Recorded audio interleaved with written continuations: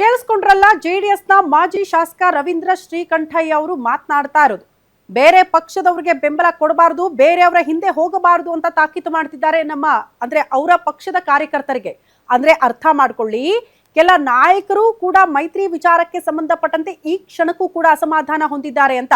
ನಾನು ಮತ್ತೊಂದ್ಸಾರಿ ರಿಪೀಟ್ ಮಾಡ್ತೀನಿ, guarantee news 3 ದಿನಗಳ ಹಿಂದೆ ಇದೇ ಮೈತ್ರಿ ಯಾವ ರೀತಿ ಮಗ್ಗಲ ಮುಳ್ಳಾಗ್ತಾ ಇದೆ, ಯಾವ್ಯಾವ ಕ್ಷೇತ್ರದಲ್ಲಿ ಮೈತ್ರಿಯಿಂದ ಹಿನ್ನಡೆ ಆಗ್ತಾ ಇದೆ, ಲಾಭಕ್ಕಿಂತ ನಷ್ಟನೇ ಎಷ್ಟರ ಮಟ್ಟಿಗೆ ಆಗ್ತಾ ಇದೆ ಮೈತ್ರಿಯಿಂದ ಅನ್ನೋದ್ರ ಬಗ್ಗೆ ಗ್ಯಾರಂಟಿ ನ್ಯೂಸ್ 3 ದಿನಗಳ ಹಿಂದೆಯೇ ಈ ವಿಚಾರಕ್ಕೆ ಸಂಬಂಧಪಟ್ಟಂತೆ ವಿಸ್ತೃತವಾದಂತಹ ವರದಿಯನ್ನ ಪ್ರಸಾರ ಮಾಡಿತ್ತು. ಪ್ರಮುಖವಾಗಿ ಯಾವ್ಯಾವ ಕ್ಷೇತ್ರದಲ್ಲಿ ಯಾವ ರೀತಿ ಮೈತ್ರಿಯಿಂದ ಲಾಭಕ್ಕಿಂತ ನಷ್ಟ ಆಗ್ತಾ ಇದೆ, ಅದು ಕಾಂಗ್ರೆಸ್ಗೆ ಎಷ್ಟರ ಮಟ್ಟಿಗೆ ಲಾಭ ತಂದುಕೊಡುತ್ತೆ ಅನ್ನುವಂತಹ ವಿಚಾರಕ್ಕೆ ಸಂಬಂಧಪಟ್ಟಂತೆ ವಿಸ್ತೃತವಾದ ವರದಿ ಅಂಕಿ ಅಂಶಗಳ ಸಮೇತ ಕೂಡ ರಾಜ್ಯದ ಜನರ ಮುಂದೆ ಇಟ್ಟಿತ್ತು ನಿಮ್ಮ ಗ್ಯಾರಂಟಿ ನ್ಯೂಸ್. ಈ ವರದಿಯಾದ ಬಳಿಕ ಬಿಜೆಪಿ ನಾಯಕ ಬಂದ್ರು, ಮಾತನಾಡಿದ್ರು ಮಸಾಲೆ ಜಯರಾಮ್ ಅವರು, ನಾನೇ ಅಭ್ಯರ್ಥಿ, ಯಾವ ಪಕ್ಷದವರು ಬಂದ್ರು ಕೂಡ ಅವಕಾಶ ಮಾಡಿಕೊಡಲ್ಲ ಅಂತ. ಇದು ಗ್ಯಾರಂಟಿ ನ್ಯೂಸ್ ವರದಿಯಾದ ಬಳಿಕ ಬರ್ತಾ ಇರುವಂತಹ ಹೇಳಿಕೆಗಳು ಮೈತ್ರಿ ವಿಚಾರಕ್ಕೆ ಸಂಬಂಧಪಟ್ಟಂತೆ. ಇದು ಕೂಡ ಗಮನಿಸ್ತಾ ಹೋಗ್ಬೇಕಾಗತ್ತೆ ನಾವು.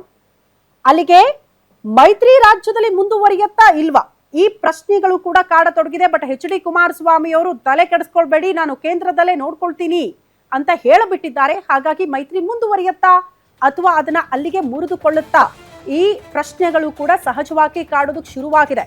ಬಟ್ ಅದನ್ನ ದೊಡ್ಡ ನಾಯಕರು ಡಿಸೈಡ್ ಮಾಡೋಕ್ಕಿಂತ ಈಗ ತಳಮಟ್ಟದ ನಾಯಕರು, ಕೆಳಮಟ್ಟದ ಕಾರ್ಯಕರ್ತರು ಕೂಡ ಡಿಸೈಡ್ ಮಾಡೋದಕ್ಕೆ ಶುರು ಮಾಡ್ಬಿಟ್ಟಿದ್ದಾರೆ. ಇಲ್ಲ, ಮೈತ್ರಿಯಿಂದ ನಮಗೆ ಲಾಭಕ್ಕಿಂತ ನಷ್ಟ ಇದೆ, ಹಾಗಾಗಿ ಮೈತ್ರಿ ಮುಂದುವರಿಸೋದು ಬೇಡವೇ ಬೇಡ ಅನ್ನುವ ನಿಟ್ಟಿನಲ್ಲಿ ಕೆಲವರು ನಿರ್ಧಾರಕ್ಕೆ ಬಂದಂಗೆ ಕಾಣಿಸ್ತಾ ಇದೆ. ದೋಸ್ತಿ ಕುಸ್ತಿ ಯಾವ್ಯಾವ ಕ್ಷೇತ್ರದಲ್ಲಿ ಈ ದೋಸ್ತಿ ಮುಂದುವರೆದ್ರೆ ಲಾಭಕ್ಕಿಂತ ನಷ್ಟ ಆಗುತ್ತೆ ಅನ್ನುವಂತಹ ವಿಚಾರಕ್ಕೆ ಸಂಬಂಧಪಟ್ಟಂತೆ ಕ್ಷೇತ್ರವಾರು ಅಂಕಿ ಅಂಶಗಳನ್ನ ಕೂಡ ನಿಮ್ಮ ಮುಂದೆ ಇಡ್ತಾ ಇದೀವಿ. ಈ ಹಿಂದಿನ ಚುನಾವಣೆಯಲ್ಲಿ ಮೈತ್ರಿಯಿಂದಲೇ ಕೆಲವರಿಗೆ ಹಿನ್ನಡೆ ಆಯಿತು ಅನ್ನೋದನ್ನ ಕೂಡ ನಾವು ಅರ್ಥ ಮಾಡ್ಕೊಳ್ಬಹುದು. ಕೆಲ ಬಿಜೆಪಿಯ ನಾಯಕರು ಅದನ್ನ ಬಹಿರಂಗವಾಗಿ ಹೇಳ್ಕೊಂಡ್ಬಿಟ್ರು. ಮೈತ್ರಿ ಮಾಡಿದ್ದಕ್ಕೆ ಕೆಲವರು ಇಲ್ಲಿ ಪಕ್ಷ ವಿರೋಧಿ ಚಟುವಟಿಕೆಗಳನ್ನ ಮಾಡ್ಬಿಟ್ರು, ನಮ್ಮ ಪರವಾಗಿ ಕೆಲವರು ಕೆಲಸನೇ ಮಾಡ್ಲಿಲ್ಲ, ಕಾಂಗ್ರೆಸ್ ಪರವಾಗಿ ಹಲವರು ಕೆಲಸ ಮಾಡಿದ್ದಾರೆ, ಸೊ ನಮ್ಮವರೇ ನಮಗೆ ದ್ರೋಹ ಬಗೆದಿದ್ದಾರೆ ಎನ್ನುವಂತಹ ವಿಚಾರವನ್ನ ಬಹುತೇಕರು ಪ್ರಸ್ತಾಪ ಮಾಡಿಬಿಟ್ರು. ಅಲ್ಲಿಗೆ ಬಿಜೆಪಿಯ ಘಟಾನುಘಟಿ ನಾಯಕರೇ ಚುನಾವಣೆಯಲ್ಲಿ ಸೋಲು ಕಾಣೋದಕ್ಕೂ ಕೂಡ ಈ ಮೈತ್ರಿ ಕಾರಣ ಆಗೋಯ್ತು ಅನ್ನುವಂತಹ ವಿಚಾರಗಳು ಮುನ್ನೆಲೆಗೆ ಬಂತು. ಹಾಗಾಗಿ ಈಗಲೂ ಕೂಡ ಈ ಕ್ಷಣಕ್ಕೂ ಕೂಡ ಮೈತ್ರಿ ಮುಂದುವರೆದ್ರೆ ಮುಂದಿನ ಚುನಾವಣೆಯಲ್ಲಿ ಮೈತ್ರಿಯಾಗೆ ಹೋಗ್ತೀವಿ ಅಂತ ನೀವೇನಾದ್ರೂ ಡಿಸೈಡ್ ಮಾಡಿದ್ರೆ, ಪ್ರಮುಖವಾಗಿ ಯಾವ್ಯಾವ ಕ್ಷೇತ್ರದಲ್ಲಿ ಮೈತ್ರಿಯಿಂದ ನಷ್ಟ ಉಂಟಾಗಬಹುದು ಈ ದೋಸ್ತಿಗಳಿಗೆ ಅನ್ನುವಂತಹ ವಿಚಾರಕ್ಕೆ ಸಂಬಂಧಪಟ್ಟಂತೆ ಗ್ಯಾರಂಟಿ ನ್ಯೂಸ್ ಇದೇ ವಿಚಾರಕ್ಕೆ ಸಂಬಂಧಪಟ್ಟಂತೆ ವಿವರವಾಗಿ ಆ ಡೀಟೇಲ್ಸ್ ಅನ್ನ ಕೂಡ ನಿಮ್ಮ ಮುಂದೆ ಇಡ್ತಾ ಇದೀವಿ. ಇದು 3 ದಿನಗಳ ಹಿಂದೆಯೂ ಕೂಡ ಈ ವರದಿಯನ್ನ ನಿಮ್ಮ ಮುಂದೆ ಇಟ್ಟಿದ್ವಿ. ಇದಾದ ಬಳಿಕ ಕೆಲ ನಾಯಕರು ಕೂಡ ಬಹಿರಂಗವಾಗಿ ಹೇಳಿಕೆ ಕೊಡ್ತಾ ಬರ್ತಿದ್ದಾರೆ, ಮೈತ್ರಿ ವಿಚಾರಕ್ಕೆ ಸಂಬಂಧಪಟ್ಟಂತೆ ಅಸಮಾಧಾನ ಇದೆ ಅಂತ. ಸಹಜವಾಗಿ ಈ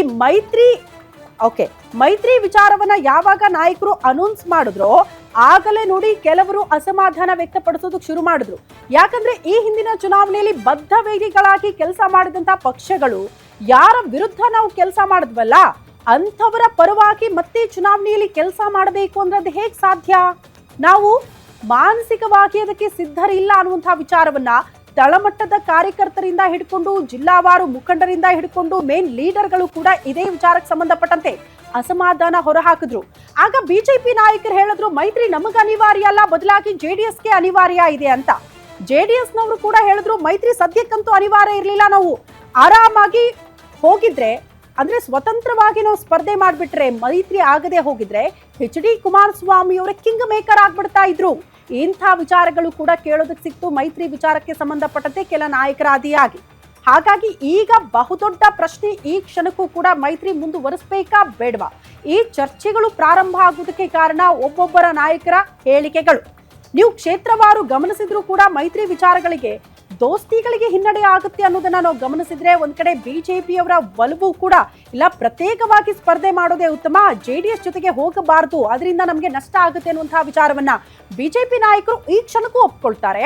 ಈ ಕಡೆ ಜೆಡಿಎಸ್ ನವರು ಕೂಡ ಆ ವಿಚಾರಗಳನ್ನ ಒಪ್ಕೊಳ್ತಿದ್ದಾರೆ. ಇಲ್ಲ, ನಾವು ಪ್ರತ್ಯೇಕವಾಗಿ ಹೋದ್ರೆ ನಮಗೆ ಅನುಕೂಲ ಜಾಸ್ತಿ, ಬಹುತೇಕ ಕ್ಷೇತ್ರಗಳಲ್ಲಿ ಹಳೆ ಮೈಸೂರು ಭಾಗದಲ್ಲಿ ಬಿಜೆಪಿ ಜೊತೆಗೆ ಹೋಗ್ಲೇಬಾರದು ಅಂತ ಜೆಡಿಎಸ್ ನವರು ನಿರ್ಧಾರ ಮಾಡದಂಗೆ ಕಾಣಿಸ್ತಾ ಇದೆ. ಹಾಗಾಗಿ ಕೆಲ ಕ್ಷೇತ್ರಗಳ ವಿಚಾರಕ್ಕೆ ಸಂಬಂಧಪಟ್ಟಂತೆ ಅದನ್ನ ಬಹಿರಂಗವಾಗಿ ಅಂಕಿ ಅಂಶ ಸಮೇತ ಉಲ್ಲೇಖ ಮಾಡ್ತಿದ್ದಾರೆ.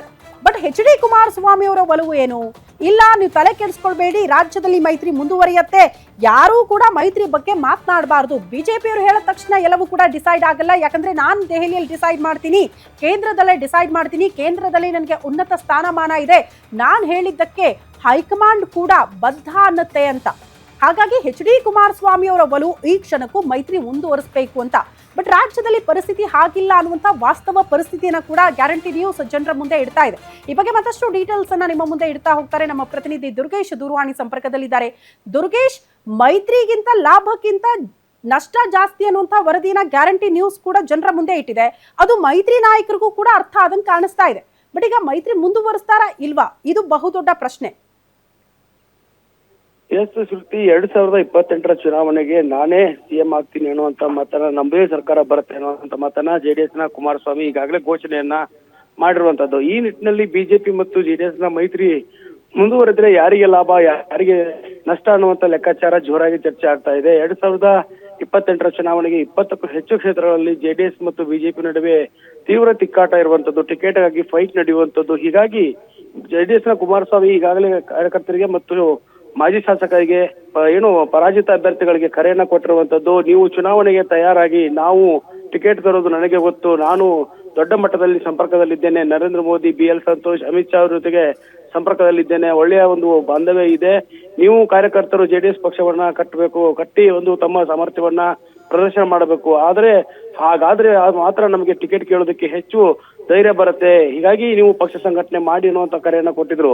ಇತ್ತ ಬಿಜೆಪಿಯಿಂದಲೂ ಕೂಡ ಜೆಡಿಎಸ್ ನ ಜೊತೆಗೆ ಸರಿಯಾಗಿ ಸಮನ್ವಯತೆ ಕೊರತೆ ಆಗ್ತಾ ಇಲ್ಲ ಅನ್ನೋದು ಕೂಡ ಸಾಕಷ್ಟು ಆಗ್ತಿದೆ. ಕೊರತೆ ದಿನದಿಂದ ದಿನಕ್ಕೆ ಹೆಚ್ಚಾಗ್ತಾ ಇದೆ. ಕುಮಾರಸ್ವಾಮಿ ಹೇಳಿಕೆ ಒಂದ್ ಕಡೆ ಆದ್ರೆ BY ವಿಜೇಂದ್ರ, R ಅಶೋಕ್, ಯಡಿಯೂರಪ್ಪ ಅವರ ನಡೆ ಒಂದ್ ಕಡೆ ಇರುವಂತದ್ದು.